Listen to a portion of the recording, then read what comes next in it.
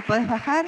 Y bueno, esto a modo de ejemplo, pero es cierto que involucramos a la reumatóloga que está acá presente y le invitamos, más allá de este caso que no lo vamos a discutir, sino a la doctora María Marta Casicas. Sí, por favor, ella es la jefa del servicio de reumatología del Hospital Garrahan.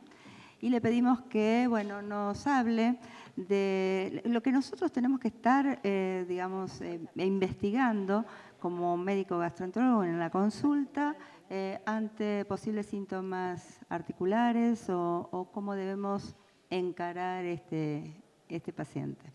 Bueno, muchas gracias a todos. Gracias especialmente a Mónica Contreras por la invitación. El caso nos trajo muchos dolores de cabeza y voy a tratar en estos minutos de hablar del dolor articular dentro de la enfermedad inflamatoria intestinal y ver cómo el mecanismo de pensamiento de la reumatología nos ejemplifica y nos sirve para acomodarnos con el caso que acabamos de escuchar.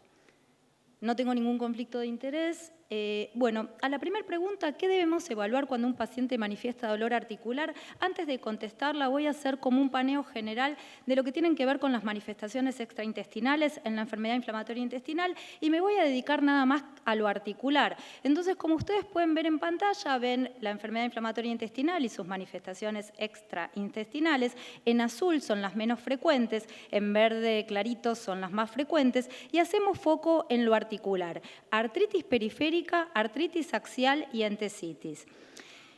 ¿Por qué nos interesa mucho conocer esto para poder también diagnosticar una enfermedad inflamatoria intestinal si el paciente entra por la puerta de reumatología? Porque las manifestaciones extraintestinales y dentro de ellas las articulares pueden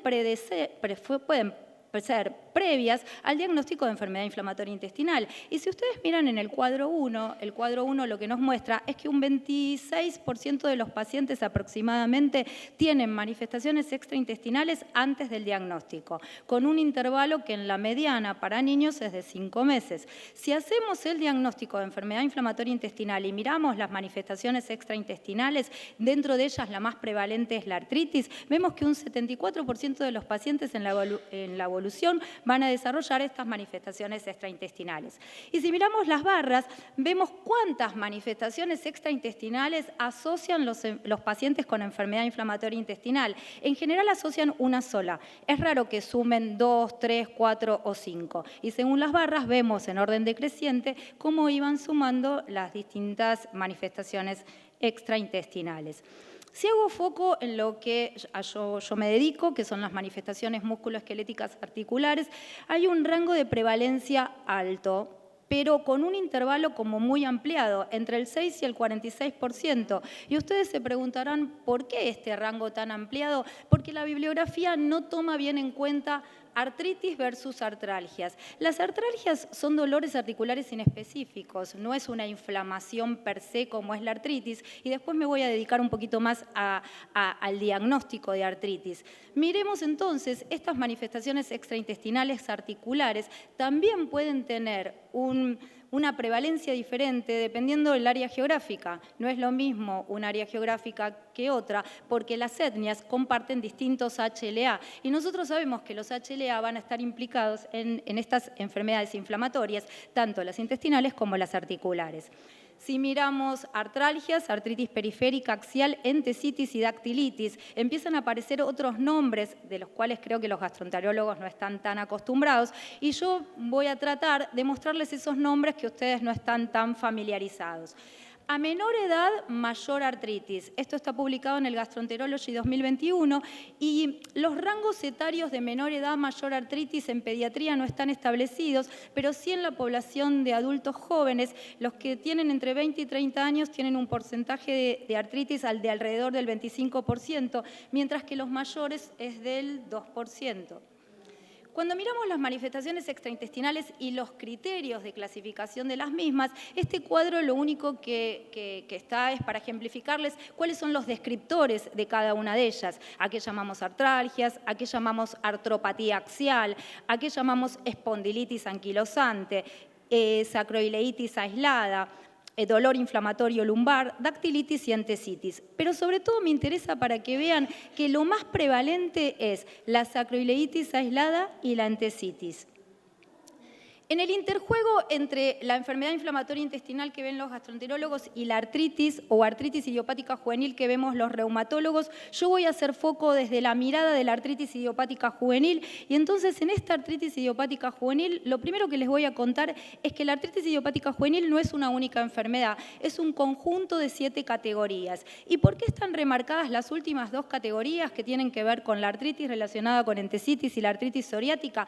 Porque son ellas, las seronegativas, las que se asocian o a las que nosotros tenemos con más énfasis buscar si tienen algún cuadro relacionado desde la clínica con enfermedad inflamatoria intestinal. Estas patologías dentro de las categorías de la artritis idiopática juvenil se pueden nuclear bajo el paraguas de las espondiloartritis juveniles. Entonces así las llamamos a todas juntas, seronegativas espondiloartritis juveniles, y es como yo me voy a referir en las próximas diapositivas. Esta imagen es paradigmática para nosotros dentro de lo que son las artritis seronegativas y como ustedes pueden ver, dentro del interjuego y el overlapping que hay entre las mismas aparece la enfermedad inflamatoria intestinal. El concepto histórico de las espondiloartritis juveniles nosotros lo buscamos en una revisión que publicamos en el año 2016 y en la revisión podemos ver que la enfermedad inflamatoria intestinal también aparece en este concepto histórico de las espondiloartritis juveniles. Así vemos en pantalla cómo fueron desarrollándose los distintos criterios de clasificación de las artritis seronegativas. Si volvemos a mi placa de manifestaciones extraintestinales y hacemos foco en las artritis periféricas, entesitis y dactilitis, voy a remarcar que no es lo mismo dolor articular, que el dolor articular es el sinónimo de artralgia y que eso es inespecífico y puede estar relacionado con una enfermedad inflamatoria intestinal, pero puede estar relacionado con cualquier otra cosa que no sea la enfermedad inflamatoria intestinal, versus artritis. ¿Y a qué llamamos artritis? La artritis, no hay artritis si no hay tumefacción o inflamación de la articulación. Entonces eso es patognomónico. Si no hay tumefacción, no hay artritis. Esto se acompaña de 3 características más, pero especialmente en lo que tiene que ver con la enfermedad inflamatoria intestinal, se acompaña de tumefacción y limitación del rango de movilidad articular, con o sin dolor. El dolor puede ser no tan marcado, porque son pacientes que tienen en general su compromiso articular subagudo o crónico. Lo que no vemos, a diferencia de las artritis sépticas, no vemos ni calor ni rubor. Dicho esto que no es lo mismo, y entonces sabiendo que artritis no es lo mismo que artralgias, y mirando desde la artritis, veamos la placa siguiente, que son los criterios de clasificación de las artritis relacionadas con entesitis, lo que nosotros vemos como reumatólogos, y en rojo está remarcado aquellas manifestaciones extraintestinales que dijimos que podían ser compatibles con la enfermedad inflamatoria intestinal, y lo mismo sucede en la psoriasis, donde aparece la dactilitis. Si vamos al compromiso axial y nos fijamos cuál es el compromiso axial, nosotros no teníamos desde la pediatría criterios de clasificación para el compromiso axial, entonces lo que intentamos hacer en el año 2014 fue utilizar los criterios ASAS de adultos que podían evaluar a los pacientes con espondilitis anquilosante y compromiso axial dentro de las artritis y ver si los podíamos validar en nuestra cohorte pediátrica y obtuvimos un grado de sensibilidad del 97%, con lo cual podíamos detectar muchos pacientes. Y cuando miramos estos criterios, en rojo están remarcados que estos criterios toman como uno de los criterios a la enfermedad inflamatoria intestinal, tanto el Crohn como la colitis ulcerosa, ya sea para compromiso axial como para compromiso periférico. Esta es nuestra cohorte de pacientes, de un total de 107 pacientes, podemos ver ejemplificada nuestra cohorte y una cohorte francesa, donde la mayoría de los pacientes presenta artritis, dactilitis, entesitis y tarsitis. En nuestra cohorte nosotros también identificamos cuáles eran los pacientes que tenían enfermedad inflamatoria intestinal, eran un 2%, y los pacientes que tenían diarrea sin diagnóstico de enfermedad inflamatoria intestinal, un 6%. Esto concuerda con un estudio publicado hace un par de años, en el año 2018, que es un estudio epidemiológico internacional, que se revisó todas las artritis del mundo y haciendo foco en las artritis latinoamericanas, me fijé cuántos pacientes tenían enfermedad inflamatoria intestinal en ese porcentaje y eran del orden del 1.5%. ¿Qué debemos evaluar entonces cuando un paciente presenta y manifiesta dolor articular? Ahora con estos conceptos les puedo mostrar qué es lo que nosotros evaluamos. Evaluamos el compromiso axial y el compromiso periférico. El compromiso axial es más frecuente de los adolescentes o adultos jóvenes, mientras que el compromiso periférico es más frecuente de los niños más pequeños. Y ese compromiso periférico es artritis, entesitis, dactilitis y tarsitis. Y miremos entonces qué es una entesitis. Una entesitis es la inflamación de la entesis. ¿Y qué es una entesis? Una entesis está formada en el sitio de inserción del hueso por los siguientes: tendón, ligamento, fibrocartílago, periósteo y bursa, y está manifestado por dolor espontáneo o por dolor inducido. Pero también la entesis se puede ver con una tumefacción en el talón. ¿Qué otros signos y en qué otros sitios más frecuentes podemos encontrar entesis inflamadas? En los que marca las flechitas de la siguiente foto. Esto es una dactilitis. La dactilitis también se llama dedo en salchicha porque es como una tenosinovitis inflamatoria más allá de la artritis de todo el dedo. Y esto es una tarsitis, la inflamación de los tarsos. Ahora bien, yo les dije que las artritis idiopáticas juveniles no eran una única enfermedad y me dediqué a las seronegativas o espondiloartritis juveniles, y las espondiloartritis juveniles tampoco son una única enfermedad, y como ustedes pueden ver hay manzanas, son todas manzanas pero son todas distintas, tienen distintos colores y distintos sabores posiblemente, y esto depende de los fenotipos clínicos de cada una de ellas, y esos fenotipos clínicos van a estar de la mano de distintas producciones de citocinas, y esas producciones diferentes de citocinas son las que nos van a llevar a decidir terapéuticas target. Entonces miremos la siguiente tabla de doble entrada, donde yo elegí algunas citocinas pivotales, como el TNF-alfa, IL-6, IL-23, 17A e IL-1, y miremos enfermedades de la otra parte de la tabla. Y entonces podemos observar que la artritis idiopática juvenil, como son muchas categorías y tienen fenotipos distintos, pueden verse todas las citocinas. La artritis psoriática básicamente TNF, IL-23 y IL-17A. Las espondiloartritis en general TNF, IL-23 y IL-17. Y las enfermedades inflamatorias intestinales TNF y IL-23.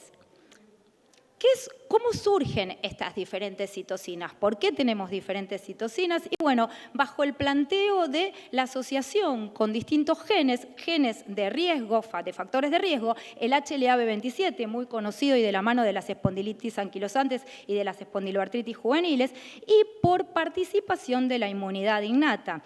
Si miramos los factores de riesgo genéticos entre enfermedad inflamatoria intestinal y las manifestaciones extraintestinales, yo marqué en rojo los que a mí me competen, que tienen que ver con la sacroileitis y con la espondilitis anquilosante, y ellos son NOD2, CAR15, como mostramos en el paciente ejemplificado anteriormente, y el receptor de la interleucina 23. Ahora bien, en el rompecabezas del HLA-27, el HLA-27 pasa a ser importante en la hipótesis de la fisiopatología y la producción de distintas citocinas. ¿Y por qué? Porque cuando tenemos preponderancia de este HLA-B27 y se encuentra con algunos factores genéticos de riesgo o con genes polimórficos como el ARAP1 que hacen que el HLA-B27 no se pueda plegar bien en el retículo endoplásmico, ¿qué es lo que sucede? Se acumula ese HLA mal plegado, eso genera un estrés celular que hace que una proteína lo sense, y esa proteína que lo sensa empieza a provocar un desbalance de los perfiles celulares. ¿Un desbalance a favor de qué? A favor de las TH17. Ahora bien, este estrés celular también, ¿qué es lo que produce? Una activación del núcleo a través del NF-kappa-beta para desarrollar distintas citocinas proinflamatorias como el TNF y el interferón. Entonces, tenemos CD4, TH17, TH1, citocinas, y podemos ver su correlato de las citocinas con distintos fenotipos. Es decir, las manzanas no eran todas iguales y los fenotipos clínicos tampoco son todos iguales. La IL-17 y IL-23 se correlaciona más con entesitis, 22 con osteoproliferación, el interferón con la inflamación gastrointestinal y el TNF con sinovitis. Y si miramos entonces no patologías solas, sino las patologías asociadas a lo que dijimos que era más frecuente, la sacroileitis y la entesitis, en esta tabla de doble entrada podemos ver cuáles son las citocinas que coparticipan entre sacroileitis, entesitis y enfermedad inflamatoria intestinal asociada a estas características clínicas. Entonces, bien, alerta. ¿Y qué es esta alerta? Esta alerta es una alerta para el consultorio de los reumatólogos y para el consultorio de los gastroenterólogos. Para el consultorio de los gastroenterólogos, porque les estoy hablando a los gastroenterólogos, salió publicado el año pasado en el Internal Journal Molecular Science este artículo que me pareció muy interesante, sobre todo por esto. Porque si el paciente entra por gastroenterología, es importante averiguar estos criterios mayores que nos van a hacer pensar en que puede tener una patología articular asociada, que son dolor lumbar crónico, dactilitis, entesitis, dolor periférico o inflamación en las articulaciones, historia familiar de espondiloartritis, psoriasis, uveitis anterior y dolor torácico. Mis conclusiones son, por suerte son bastante parecidas a las del doctor. La artritis puede formar parte del cuadro clínico de las enfermedades inflamatorias intestinales. La misma presenta características axiales y o periféricas. El patrón articular axial tiene su correlato en las espondiloartritis juveniles. El rol patogénico de las diferentes citocinas en enfermedad inflamatoria intestinal y en espondiloartritis ya se encuentra bien definido. Es crucial reconocer los diferentes fenotipos clínicos, donde subyacen perfiles celulares y citocinas que son candidatas a tratamientos dirigidos. La participación interdisciplinaria en la elección de tratamientos conjuntos para pacientes seleccionados continúa hoy siendo un desafío. Y me gustaría terminar con esta imagen que más que interdisciplina, creo que lo que tenemos que lograr, por lo menos en estas patologías, es la transdisciplina que atraviese los límites de las distintas especialidades. Muchas gracias. Excelente, María Marta. Donde vos quieras, si querés sentarte al lado mío.